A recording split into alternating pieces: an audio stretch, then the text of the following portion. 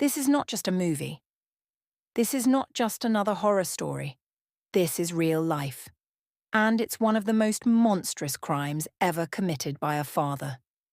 Josef Fritzl, a man who should have been a protector, instead became the devil himself. This is the true story behind Girl in the Basement. In 1984, Elisabeth Fritzl was only 18 years old. She had dreams of escaping her father's suffocating control. But Josef had other plans, plans so evil they don't even sound human. He drugged her, chained her, and dragged her down into a dungeon he had secretly built beneath his home. To the world, she had run away, but in reality, she had been swallowed by hell, created by her own father. This wasn't just a basement, it was a prison. No sunlight, no fresh air, just concrete walls and the stench of fear. And Josef, this so-called father, locked the door and threw away the key.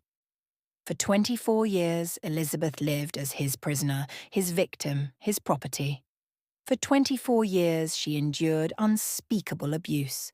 Every single day, he reminded her that she was trapped, that nobody would ever come for her. And the world outside believed his lies. But the horror didn't stop with her. Josef forced Elisabeth to bear his children, 7 in total. Innocent lives born into a nightmare. 3 of them were locked away in that same dungeon, never knowing the warmth of the sun or the touch of freedom. The others Josef paraded upstairs, pretending they were abandoned children left at his doorstep. Can you imagine that? Smiling in public, playing the kind grandfather, while his own daughter rotted beneath his feet. In 2008, fate finally caught up with him. One of the children, Kirsten, fell deathly ill. Josef, the coward, had no choice but to bring her to the hospital. Doctors immediately knew something wasn't right. This girl had never seen daylight, never received medical care. Her condition exposed Josef's decades of lies. And for the first time in 24 years, Elisabeth spoke. She told the police everything, and the walls of Josef Fritzl's House of Horrors came crashing down. The world was sickened. People asked, how could a father do this? But Josef wasn't a father. He was a predator, a monster hiding in plain sight. He was sentenced to life in prison, where he belongs, rotting away for the rest of his miserable days. He took Elisabeth's youth, her freedom, her innocence. But he couldn't take her spirit. She survived.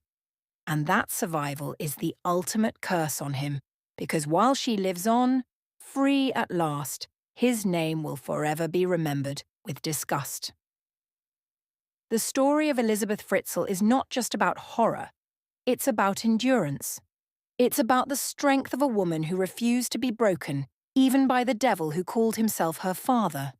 Josef Fritzl may have built a basement to bury her alive, but he only buried his own soul. Follow for more crime stories.